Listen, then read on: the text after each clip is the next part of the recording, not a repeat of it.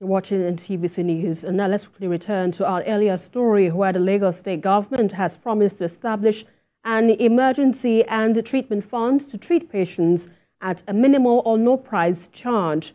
And this took place during the maiden edition of the Lagos Trauma Conference, where the state also signed a memorandum of understanding for the transfer of EPE General Hospital to the federal government to enhance accessibility for residents of the area.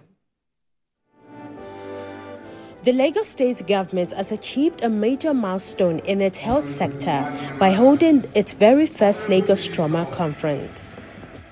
The theme, which is Advanced Trauma and Emergency Healthcare Systems for a Thriving Lagos, spotlighted significant reforms aimed at improving trauma care and emergency response in the state. In the center of excellence. Governor Babajide Sanwo-Olu, in his address, acknowledged the dedication of healthcare professionals and stressed the importance of building a resilient healthcare system capable of managing both daily emergencies and large-scale incidents.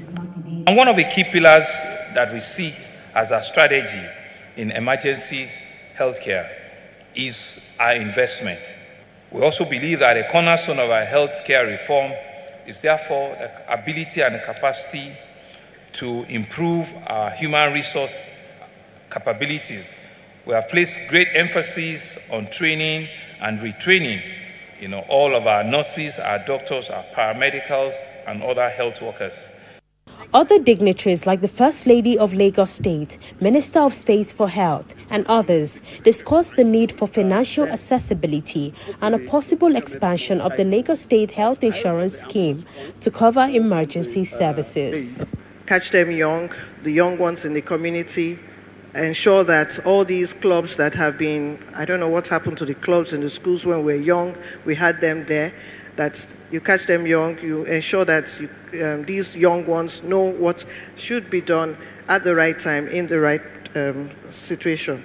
The establishment of the Federal Medical Center EPE is poised not only to improve healthcare outcomes, but also numerous socio-economic benefits to the area. We need to train or recruit intensivists. Emergency care is a special branch of medicine, and intensivists are extremely essential to it, especially when we start deploying ICUs around or we open our trauma centers. Our ambulances. As the state government looks into improving this critical sector, there is also a need to look into providing mental health support for healthcare professionals managing these trauma cases. In Niolua, Pokwala, TVC News, Lagos.